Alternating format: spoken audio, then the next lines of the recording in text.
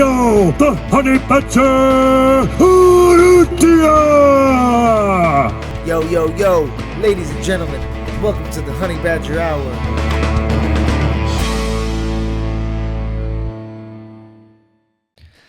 Ladies and gentlemen, welcome to another episode of the Honey Badger Hour.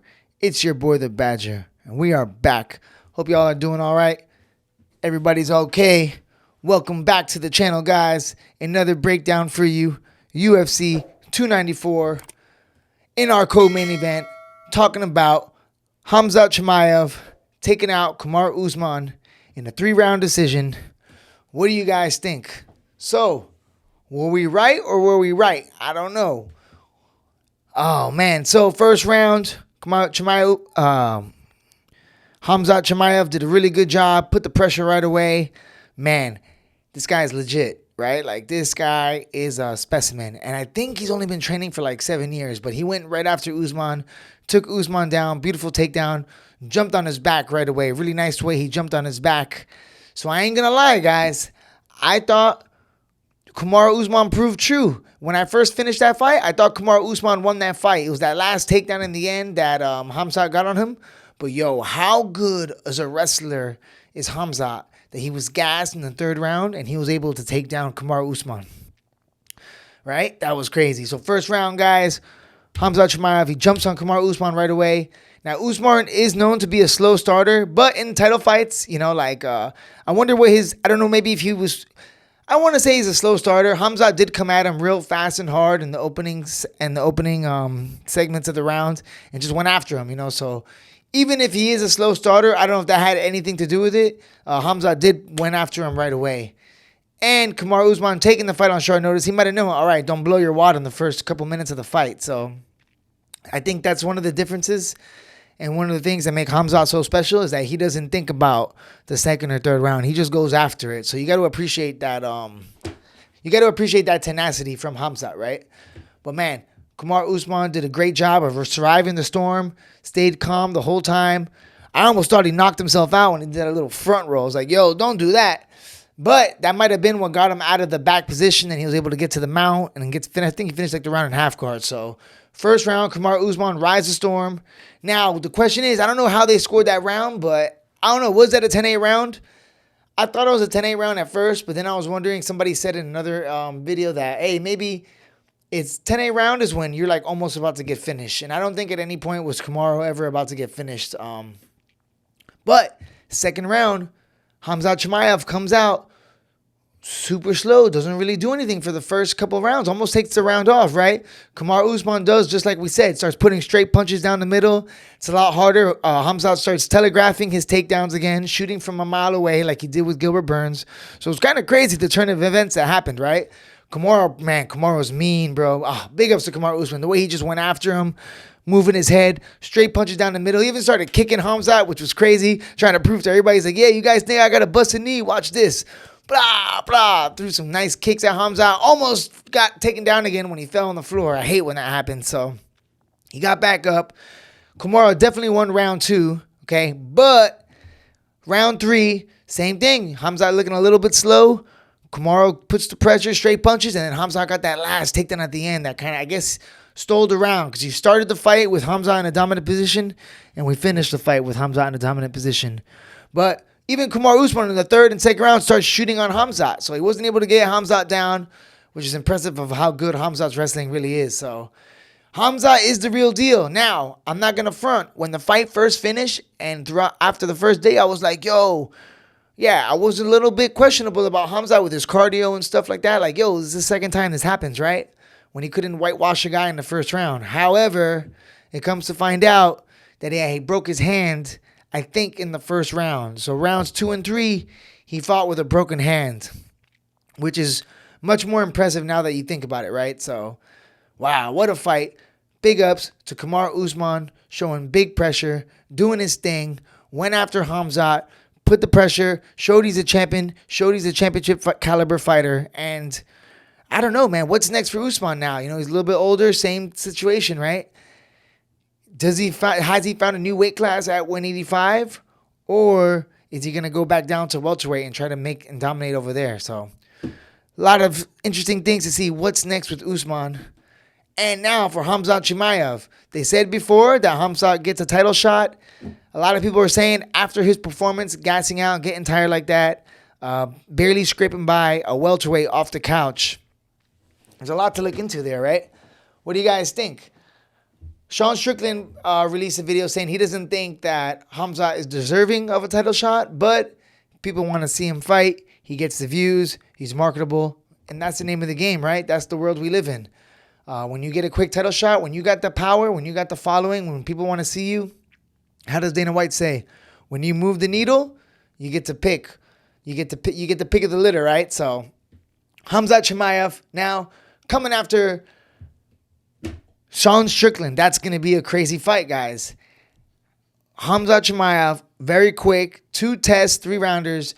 Usually guys fight like a main event or a 5-rounder like on ESPN 1 or ESPN Plus first before getting that title shot. So that's another big thing, right? Like getting a title shot, only fighting 3 rounds, and to be fair, barely getting through those 3 rounds. So, wow, that's going to be a big fight. KHAMZAT CHIMAEV will be taking on Sean Strickland. That's what's next in the middleweight division. Sean Strickland doesn't feel that KHAMZAT CHIMAEV deserves that shot. Whether he does or doesn't, I don't know. Like I said, he moves the needle. But what do you guys think? Who wins between a match between Sean Strickland and KHAMZAT CHIMAEV? Is KHAMZAT CHIMAEV able to take him down and ride him out? Sean Strickland has really good jiu-jitsu, all right? I don't think we've ever seen him submitted in the UFC. So, if he can ride the storm, I would do the same thing as KHAMZAT. I would do the same game plan as Kamaru, except Sean Strickland doesn't need to take a round off. He knows he can fight 5 hard rounds. He knows he can fight 5 hard rounds. And he's always training, so I'm excited. And they've trained before. So I wonder if KHAMZAT's ever tapped him in training or how those sessions might have gone. Two maniacs going at it. So interesting to see. Who would have thought that that's going to be the fight that we're watching to finish off the year or going into 2024? Who would have thought we'd be preparing for KHAMZAT CHIMAEV competing against Sean Strickland in a further UFC middleweight title? Oh my God. Here's an interesting take that I just thought of actually right now. KHAMZAT CHIMAEV now gets a title shot, right? Fighting Sean Strickland. After fighting in his last 3 fights, barely scraping by a welterweight, Gilbert Burns. He dominates Kevin Holland when Kevin Holland they didn't prepare for each other. Okay, so he fights Kevin Holland. I forgot who Kevin Holland was going to fight. He ends up fighting Kevin Holland, unranked. I don't know if Kevin Holland's ranked. I don't think he's ranked in the top 10 at middleweight, okay? Then he fights a Usman off the couch, and now he gets a title shot.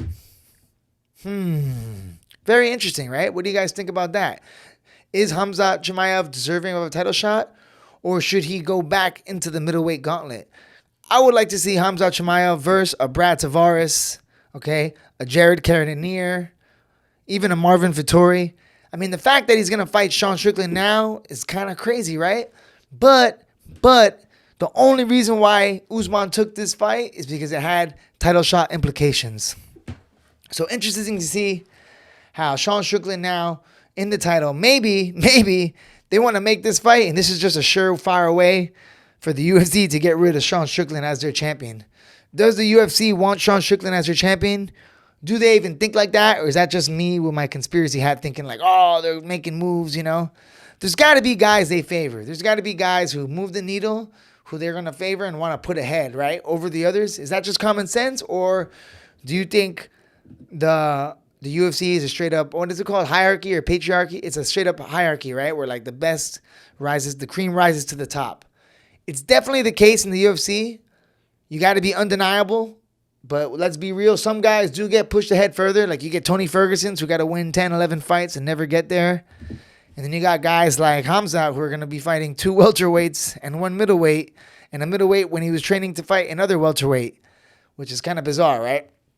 He did beat a former champion, but he did barely scrape by the former champion. Okay, so KHAMZAT CHIMAEV. Big ups to KHAMZAT, all right? Big ups to Kamaru Usman. That was a great fight. One of the fights of the night for me. One of the only fights I went to decision, which is crazy. That was a fast UFC. Quickest UFC in history, man. I don't know. I think it was over like an hour and a half, 2 hours cutoff time. So Sometimes the cards can go till 1 in the morning, 12, 12:30. We were in and out like a robbery in Abu Dhabi. So 2 p.m. fight card. It was nice to watch the fights during the day. I had my buddy Joe Ray coming down from Sarasota, one of my old school training partners, one of my best buds. If you guys have been on our journey with the Honey Badger Hour, you know Joe Dinko, one of my boys. We've been to Taiwan, Mongolia, China, Singapore, Malaysia. Been all over the world with him, fighting and competing. So it's great to have my boys in town. We got together, watched the fights during the afternoon. So decent little weekend, man. Not gonna front. Terrible outcome in the main event. That sucked. Still suffering from that, but that's our breakdown for today, guys. What is next for KHAMZAT CHIMAEV? What do you guys think? Does KHAMZAT CHIMAEV deserve a title shot? Leave a comment below. Tell me, yay or nay on the title shot, and if nay, who does he fight next to earn that title shot? And how many fights away is he from a title shot? I understand that he gets the title shot because he's a big ticket seller, and he struck. You got to strike when the iron's hot. He came in the UFC in a perfect time. He got signed to the UFC in the pandemic. All right, he had those 3 fights, and he got signed to the UFC in a time when UFC was the only thing in town. It's the only show that was going on, so it was the only thing on TV, so everybody was watching it. Even my dad was messaging me about random fights that he was watching on ESPN about guys that usually he only watches the main events. So KHAMZAT CHIMAEV was able to strike an opportunity when he got signed. At that opportunity, he got signed in the UFC at a time when the whole world was watching the UFC. And then he goes on that crazy run, destroying like 3 people. He takes 3 fights in a matter of like 2 months or 1 month or something like that, with getting hit a combined total of 1 time when he was on the ground and the guy actually hit him from the back. So talking about capitalizing on the moment, that's exactly what he did. So nothing but love for that.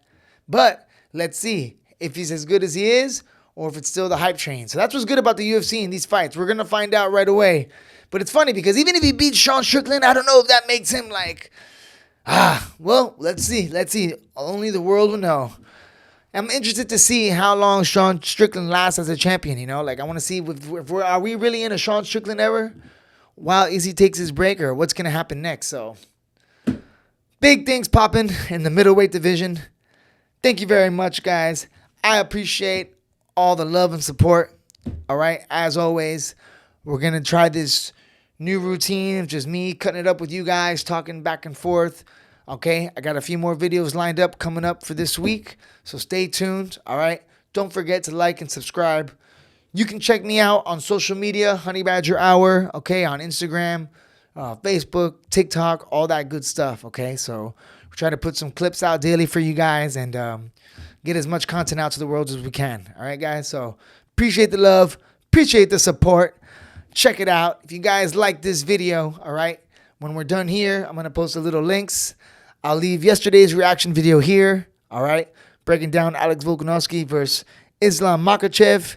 And down here, I'll leave you, what are we going to leave today? Today I will leave, if you haven't yet, we had Stylebender on the podcast when he was in Miami. I'll drop that one right there, a real gemmy that we did. Anyways, thank you so much, guys, for the support. We are out. Honey Badger Reacts.